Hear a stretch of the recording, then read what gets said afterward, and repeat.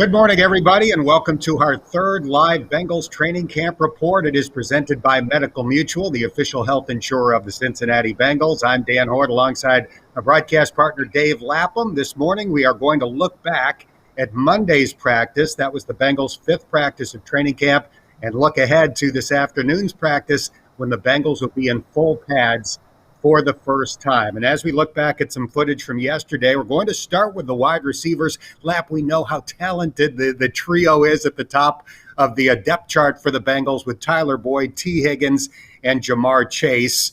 And yet, so far in training camp, those guys haven't completely dominated because the coverage has been terrific. No question, Dan. The defense has been extremely sticky. And when you look at it, without pads by league rule, defensive backs can't put their hands on the wide receivers to chuck them, reroute them, that sort of thing. Should favor the wideouts. And here we see them working on getting in and out of cuts, sinking your hips, getting in and out of cuts violently, creating separation, because really it hasn't been a whole lot of separation for Joe Burrow to take advantage of. Defensive backs, corners, safeties, even linebackers as well. Everybody's done a great job in coverage, but I really do feel that this big three is going to be a trio to really watch during the course of the season. It's going to be really tough for opposing defenses to figure out which guy to focus on. Who do you double? And I still say that Tyler Boyd is the guy, and number 83 right there holding his football helmet. He is the most reliable, dependable, consistent slot receiver probably in the National Football League. And he's showing these young bucks how to take care of themselves in terms of nutrition, conditioning, on and off the football field. He's a great example for these two younger players to look up to and emulate. And I think that T. Higgins has already done that. What he did in the offseason, reshaping his body, reworking his body, is pretty spectacular. And Jamar Chase understands how important all that is as well. This is year 6 for Tyler Boyd. He's 26 years old. He's had 2 1,000-yard seasons in the NFL. It's hard to really identify a receiver one, quote unquote, for the Bengals because they have this trio. But like you said, he's the veteran. He's the guy that everybody looks up to. He is, and he's so tough as well, physically tough. He'll make the contested catch in traffic. He'll take the big hit, hold on to the football. Let's face it, Joe Burrow's rookie season, every big third down play, fourth down play, who was he looking to? 83. Because he knew 83 was supposed to be exactly where he was supposed to be, when he was supposed to be there, and he was going to catch the football. And the other thing, Frank Pollock's very excited about all of these receivers' willingness to block. I mean, they want to get after it in the run game. They want to help secure the edge by making blocks on the perimeter that might make a 7-yard run a 70-yard touchdown for Joe Mixon if they execute what they need to execute. So they're buying in totally to that whole package, not just running routes and catching the football, but doing some blue-collar dirty work in the run game. There is Jamar Chase, 6 feet tall, 201 pounds, 21 years old, did not play last year. I think we just assumed he would pick up where he left off 2 years ago, but obviously when you've missed an entire season, it might take a little while to be the dominant player that he was at LSU. Now let's turn to Joe Burrow.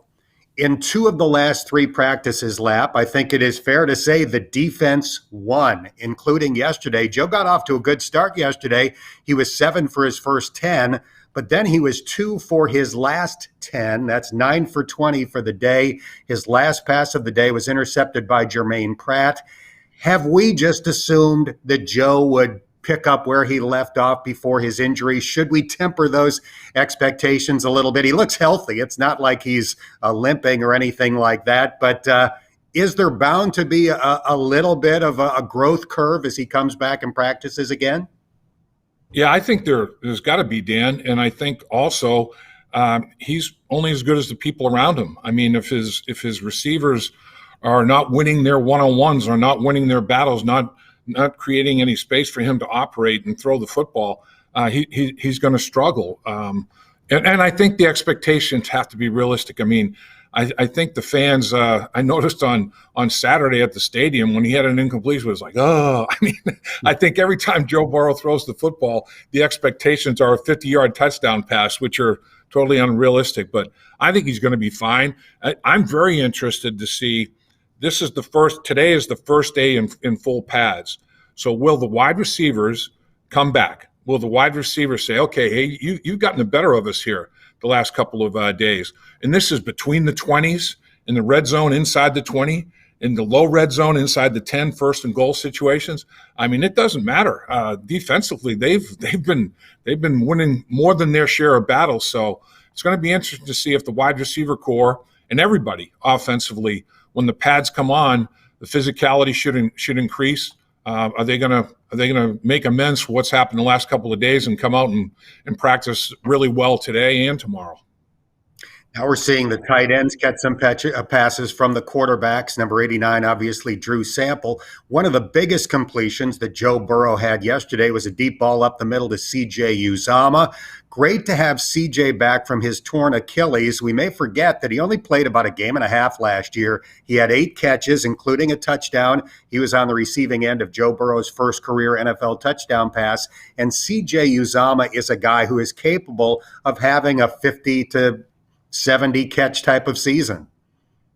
No question, Dan. And, everybody's talking about the quarterback, and rightfully so. Everybody's talking about Joe Mixon, and rightfully so. Everybody's saying the offensive line's under the microscope, and rightfully so. Nobody talks about the tight ends. And the tight end position is huge. It's really one of the more demanding positions in the National Football League because they have to be the third tackle in the running game and block defensive ends and outside linebackers, with normally the most athletic players the defense has to offer in the front seven. And then they have to, flex out in sometimes and get involved in the passing game. They become slot receivers. Sometimes they become the widest receiver in the formation. They have to be the most versatile athletes on the football field offensively. And they're very, very key to the success of an offense because you want to be balanced offensively. That means run the ball well and throw the ball well. And the best way to do that is have a tight end that can do both because you're not signaling what you're going to do by formation. When that guy or guys are out in the football field, it's like, hey, they're 50-50. I mean, they're successful doing both. They run it, they throw it, they can do anything they want to do with these guys at the tight end position. So it's going to be very interesting to see not only C.J. Uzomah, who's performing well, and Drew Sample, but who's going to be the third, fourth, and if they keep 5 tight ends. And special teams going to determine that. Darren Simmons loves tight ends as special teams players because of the athletic versatility we just talked about. So vitally important position. There's no doubt about it for this Bengals offense this year. We could see Joe Burrow moving around right there before throwing that pass. That's one thing that stands out to me, Lap. They are not keeping him anchored in the pocket, not moving around too much. He is rolling out left and right frequently. And again, you would not know that he's coming back from a knee injury if not for that brace on his left leg. And his instinct in the red zone when it's not there immediately to watch him retreat from the pocket and, like you said, Dan, either sprint to his right or his left and pivot and turn and do everything he's doing like he did before the injury is really, really good to see. And boy, his natural competitiveness, it's like, if it's not there, I'm going to make something happen. I'm going to create a play, and my play is going to end up being better than the play that was called. I mean, that's just part of Joe Burrow's DNA is extend and create. And, when he's off schedule as such, he's really good, like a lot of quarterbacks in this league are. He's got well above average mobility, and he can get his feet set quickly. That's the thing that I like about him when he throws on the run. His mechanics don't suffer. He's still able to get his platform established. He's able to get his feet on the ground, transition, transfer weight, do all the things that he needs to do. Patrick Mahomes is a unicorn. I mean, when Patrick Mahomes does some of the things he does when he's thrown on the run, not many human beings can do that. Joe Burrow's, I think, fun to watch because he's still mechanically sound, on the run. It might not be as like, whoa, eye-catching, but for like a quarterback purist, I'm sure they're very intrigued to watch Joe Burrow when he gets out of pocket. As we look at quarterbacks and wide receivers, let's talk about the offensive line for just a moment because yesterday Jackson Carman and Michael Jordan rotated in with the first-team offense at guard. It shows you that nothing is guaranteed under Frank Pollock. Guys will have the opportunity to earn a starting job with a great camp. Yeah, there's no doubt. The two young guys get their opportunity, and if I'm an offensive lineman in the interior of the offensive line, I am fully aware now that it's open season. It's anybody's job. So who's going to perform the best? Now, if I'm one of those veteran linemen that moved back from the number one position, it's like, well, I guess I didn't show Frank quite enough to separate from the others. But honestly, all this right now is just cannon fodder. The pads come on today. The evaluation starts today. What they've been doing in these first 5 workouts is functional football conditioning. It hasn't been football. It's been functional football conditioning. Now the pads come on. Everybody's going to be able to use their hands fully. There's going to be one-on-one pass rush drill. There's going to be defensive linemen twisting and stunting, TEs, ETs, super loops, all this thing that the offensive line is going to have to pick up in terms of being a cohesive unit. And I think Frank Pollock is testing combinations, Dan. It's like, I not only want to identify my 5 best linemen, I want to see who works best side by side. Where are my best combinations at center and both guards? Where's my best combination, right guard, right tackle, left guard, left tackle?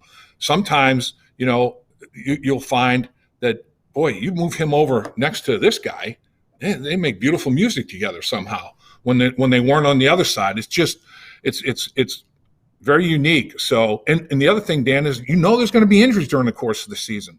So the sooner you can get different combinations working with each other, the better it's going to be, because there's one thing you don't want to have happen. Week 7, all of a sudden you haven't taken 1 rep with a guy, and there he is right next to you, and you're playing an NFL caliber defensive line. It's tough.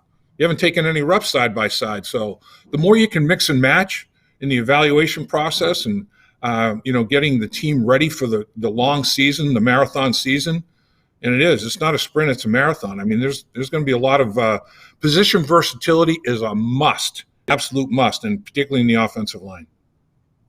With the full pads going on for the first time at 3:00 this afternoon, what in particular are you eager to watch?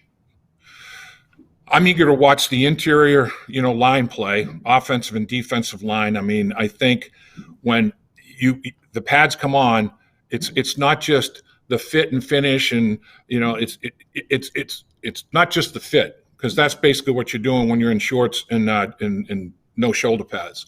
It's fit and finish. Now it's the violent hand. Basically, it's full go in the offensive and defensive line, and then it's thump to the running back. They're not going to take running back. They're not going to touch the quarterback. No. No one's touching the quarterback, but they'll hit the running back. I mean, they'll lay a shoulder in there, stick the helmet right between the numbers and that sort of thing, and it's called thump drill. They won't take him to the ground and risk any injury that way. But in the offensive and defensive line, it's pretty. You're going to go. Now, you don't want to go to the ground. You don't want to cut block. You don't want to take the guys to the ground either. But it's up top. It's full go. I mean, it's like, you're going to be able to block somebody. You're going to be able to separate from blocks, all that goes along with it. So now you'll find out who can really pass protect.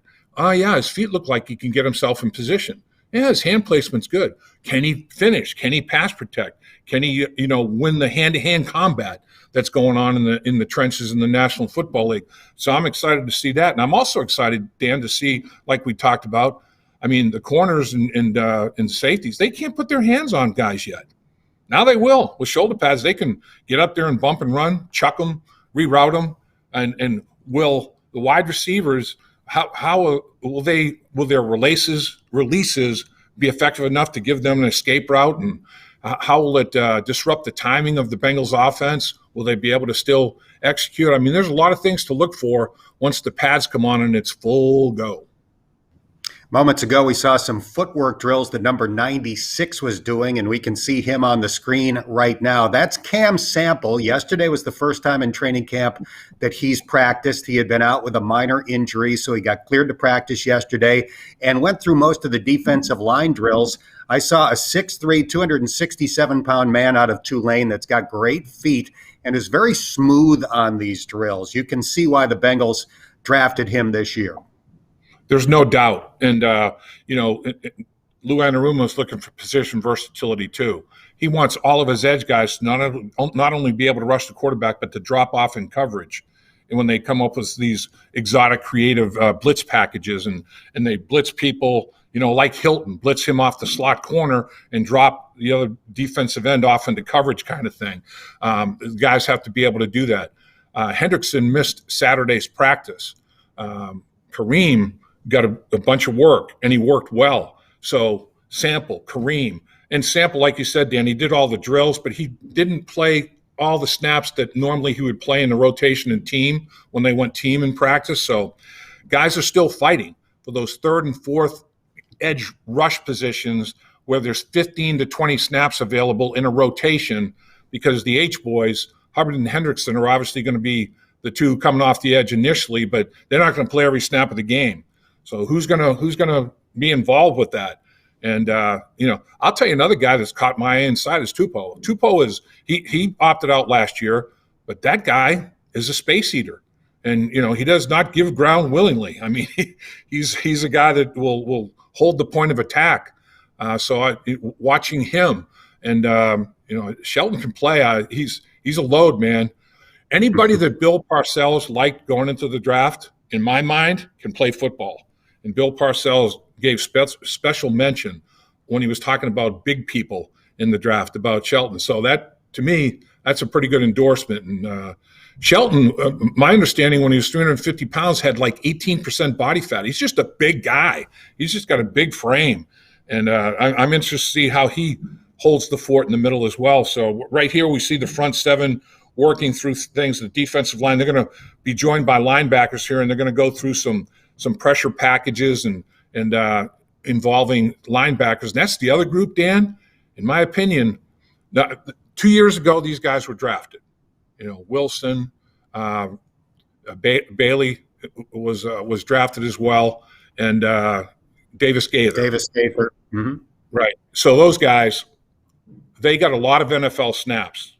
This year in the draft, the Bengals didn't address linebacker in the draft or in free agency. So they're saying, we liked what we drafted. Let's develop them. And from year one to year two, I think Al Golden does a great job at the linebacker, as a linebacker coach, coaching these guys up. And they're recognizing quickly, and they're coming downhill. I think they're playing pretty darn well as a group. I like all of them. I think these linebackers, the front seven, I think is starting to show some cohesiveness and starting to show plenty of athleticism to give people some problems. Here we see Big 55 right here, Logan Wilson working with directing traffic, moving defensive linemen around, and he's going to be involved in a downhill blitz package, and that's a little super loop. He looped all the way behind the tackle and defensive end when he lined up in the A gap between the center and guard, and he didn't just blitz straight ahead. He gave a little loop, and the tackle and defensive end stun inside. So there's a myriad of things that can go on, and they're working on all. And that's Al Golden right there that I was speaking of, in the white top with the visor on, giving instructions and direction. So this defensive front seven, Dan, is part of the reason what we're talking about, why the coverage has been so good. I mean, pressure and coverage go hand in hand, and it's been disruptive. They've won their share of battles up front too. I think it's a much improved group for sure. We could also see massive Tyler Shelvin just behind the guys doing the drill. He's number 99 with the helmet kind of half tipped up. He's listed at 350. There he is, Tyler Shelvin. We may pick up to the right, number 68, Josh Tupou. You referenced Josh a few moments ago. He's listed at 345, but Tupou looks leaner than that to me. I think he might have slimmed down a little bit. Tyler Shelvin might have to drop a few to get back down to 350, but obviously you're looking for that bulk, the immovable object in the middle of the four-man front when they're in their base defense. Right, and you have DJ Reader involved in that mix, coming off injury as well. I mean, they do have some bodies there, and yeah, Shelvin. I'm telling you, guys built like Shelvin can pick up 15 to 20 pounds quickly. I mean, it's just quickly it can happen, and they can lose it as quickly too. I agree. I think he's more than a biscuit away from 350. So here's how practice ended on Monday with rookie kicker Evan McPherson getting the opportunity to attempt 6 field goals. He made the first 5. He missed the last one. He missed wide right from 46. So far in camp, he's 19 out of 21. As I mentioned, wide right from 46 yesterday, wide left from 60 at the Back Together Saturday event on Saturday. But the thing I think that's interesting to watch as he attempts these field goals is how far and how high it soars over the goalpost. Yeah, that's the thing. His leg Look is at so that. explosive. Oh, I mean, it's unbelievable. It's like a cannon goes off in his big toe. He is so explosive, and what you talk about, Dan, the height, and it's quick height, it's quick elevation, and that you love that when you're protecting for him up front, because the worst thing that can happen and drives you nuts is you might be pretty good and decent enough in protection, and a kicker kicks a line drive that is blocked. And everybody's like, oh, why can't you protect the kicker? Well, I mean, the kicker didn't get it more than 7 feet off the ground, So his elevation is extraordinary. And his immediate elevation, the parabola, trajectory, whatever you want to call it, on the football is dynamic. So it's not only what he's doing as a place kicker and field goals, his kickoffs, oh my gosh, man. I mean, it's automatic TB, touchback. And again, they're a majestic trajectory too.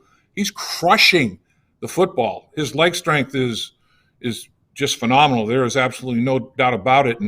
And he was plenty long enough from 60 yards. He just overcooked it a little bit, overswung. And, Darren Simmons has told him that I will not ask you to kick a field goal that I don't think you can make. So you don't have to think you have to muscle up to kick it. If I'm watching you kick every day, I know you can make it from 60 plus just with your normal swing. So don't go out there and think you have to, accelerate your swing and then you're going to overcook it and pull it left. Now, if you're looking where he's kicking from here, you might be thinking, good Lord, that's a 66-yard attempt. But the goalpost is on wheels. It was at the 10-yard line yesterday, so that was the 46-yard attempt that he missed wide right. But again, he is 19 for 21 so far in camp and doing an excellent job. That is going to wrap up our live training camp report today. We'll have another one coming up in a few days. And again, we'll have the opportunity to look at the Bengals practicing in full pads for the first time. That's coming up today at 3 in the afternoon. For Dave Lapham and our entire crew, thanks for checking out our report. Brought to you by Medical Mutual, the official health insurer of the Cincinnati Bengals. I'm Dan Hoard. And again, thanks for watching here on the Bengals social media channels.